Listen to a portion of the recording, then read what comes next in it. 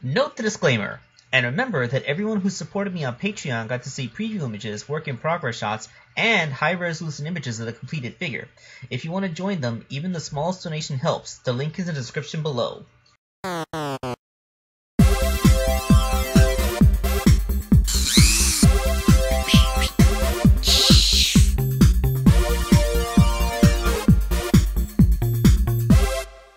Alright, let's get into this with the third and last figure for Paulie. It's Ivy from Soul Calibur.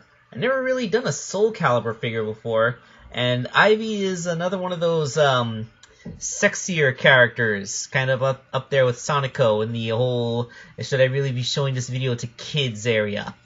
Anyway, the base figure for Ivy would be Valkyrie from the Marvel Legends line, although I think this might have been an older Valkyrie figure because it seems to have a slightly different buck than what I'm used to seeing from Marvel Universe these days. Namely, the hips are pin discs instead of ball joints, and the torso section of the body, like the lower midsection, the abdomen, is made out of an unyielding hard plastic that doesn't soften when you boil it, meaning that I can't take the hips out of the sockets. Modern Marvel Legends not only have ball jointed sockets, but even this part of the figure is made out of a softer type of plastic. So, I started on this area because if I couldn't work with this, then I couldn't work with this figure. One thing is that her belt is sculpted into place. I think Paulie made the mistake of thinking that the belt was a removable accessory because it is a removable accessory on the 4-inch Valkyrie figure. But this is the 6-inch scale. The figure is actually 7 inches tall because Valkyrie is like a really tall Amazonian woman. So I started sanding the belt off before I found out that it actually was made from a different piece, just glued into place. And once I sanded it a little thinner, I was able to cut it off and get it out of there, and then fill in that missing gap with sculpting material to create a much smoother stomach, to smooth out the buck, so that I would be able to sculpt Ivy's armor onto it. So, Ivy's armor, such that it is, shows off a lot of skin, and, has, like, these, lace things that hold it together with buttons shaped like teeth. I think her outfit kind of looks like a mouth a little bit if you look at it the right way, and it's kind of hard to tell what's going on until I paint it. But once it's there, like there it goes. Of course, this is just the lower part of her abdomen, so of course she has an upper portion of her torso as well. So let's get into that. And, of course, the upper torso involves a significant boob job. Seriously, when I looked up the character on the wiki to see if there was any trivia I could mention, some of the most prominent information they decided to share was that Ivy has the largest breasts of any character out of Soul Calibur, and that it was actually controversial at some points with how big they actually were. Fortunately, the character is in her early 30s, so for once we actually have a sex symbol from a Japanese fighting game series that isn't a dangerously underage young girl, so thank God for small miracles. But yeah, like, despite the fact that Valkyrie already has a respectable cup size, I actually had to sculpt over them to make them even bigger. Of course, that still kind of works out because, that boob armor, which was only painted on the 4-inch figure, was actually sculpted onto the 6-inch scale figure, meaning, this just helps me, get rid of those sculpted-in armor lines and create a nice, smooth pair of, let's not elaborate on that. Let's just get into the armor that went on top of that once it was all in place. She has, this really big collar thing, and, she has, a little collar and a little motif that looks like a rose coming out of a couple of leaves. It's all very pretty, very, very framing. She has both cleavage and underboob going on because, well, I think they were trying to evoke a dominatrix look for her, which, pretty darn obvious. The head actually didn't need that much aside from new hair, because Valkyrie's face actually worked pretty good for Ivy's face. They have more or less the same face, and their eyes are even the same color. So once I did that and gave her some new makeup, I put the head back onto the upper torso to make sure everything would blend, and actually, the reason I took these photos is because I wanted to give my Patreon supported as a quick little preview, which I could title Ivy's Bust. That's funny because it means two things. Oh, yeah, by the way, family members, if any of you are watching this video with your kids, sorry about that. I promise that that's pretty much maximum dirty that you're ever gonna see from me. Let's get on to arms and legs. Nothing weird about those, right?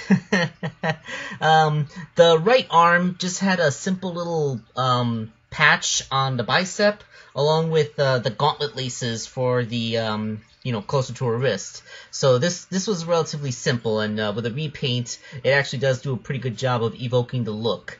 The left arm, that had a ton of modification required. First of all, she has this armored gauntlet thing that goes up the entire length of her arm, pretty much. So, like, the entire forearm had to be sculpted over with this, basically plate mail. It's like, obviously she uses her left arm for blocking, because it's basically the only part of her that has any kind of practical armor. And she has this giant shoulder pauldron thing. It's like it's almost like a buckler, except she wears it on her bicep and shoulder instead of down by her forearm. I don't know what you call this kind of armor specifically. I'm just gonna call it a shoulder pauldron because it's the only thing I know to call it.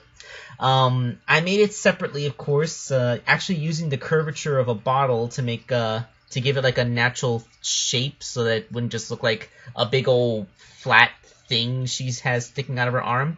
And once stuck on with a little bit of creative use of epoxy and everything, it creates, I was able to paint the design in with the intertwined snakes thing, and that's her arm.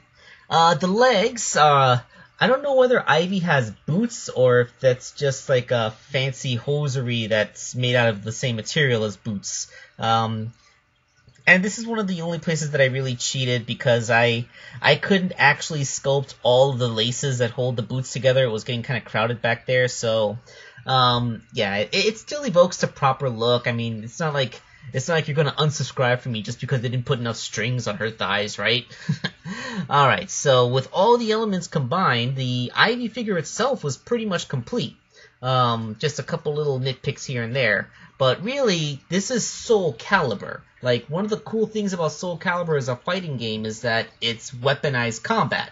So Ivy would need her sword. We all know Ivy's iconic weapon that starts out like a short sword but then expands out into a big, impressive whip covered in blades. I don't really know how practical this weapon would be in real life because it would be... I mean, I guess it would cause a lot of minor cuts, but I fail to see how you could actually successfully slash someone with it. Although I have seen it used in a lot of fictional media. Prince of Persia used it. Apparently one other fighting game before Ivy used it. Sia used a very similar weapon in Hyrule Warriors, so, like, what do I know? The basis for the swords would be the ones that came with that orc girl from the Warcraft toy line that I bought at Five Below.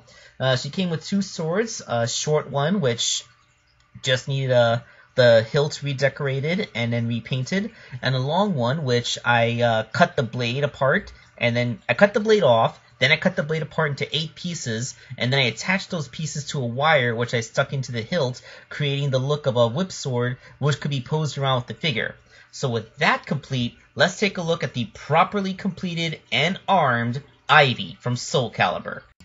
Now, I was afraid that those pin disc hips would be a liability to the figure, as they create black lines right in the middle of her thighs, but they actually turned out to work pretty well with the sculpt of her footwear, because, they're still black rather than purple because they're made out of unpaintable joint plastic, but they actually do a pretty decent job of blending in and just going along with the sculpt. So that was a fortunate coincidence. And of course Ivy looks good from any angle, haha. But yeah, like the dual weapon thing actually does increase your options for posing her around, whether you want the short retracted blade or if you just want her to whip that big old thing around her head, however, like she does in most promotional material. So yeah, this is the first time I've ever done anything out of Soul Calibur, and I was a little bit scared. I wasn't sure if I'd be able to do it, but hey, I managed to surprise even myself, didn't I? Alright, so thank you all for watching this video. I know it went on a bit longer than usual for a custom, but hey, that's how it gets when I get into new franchises. So, we'll see you all next time. Hopefully I have at least one more in before the year ends.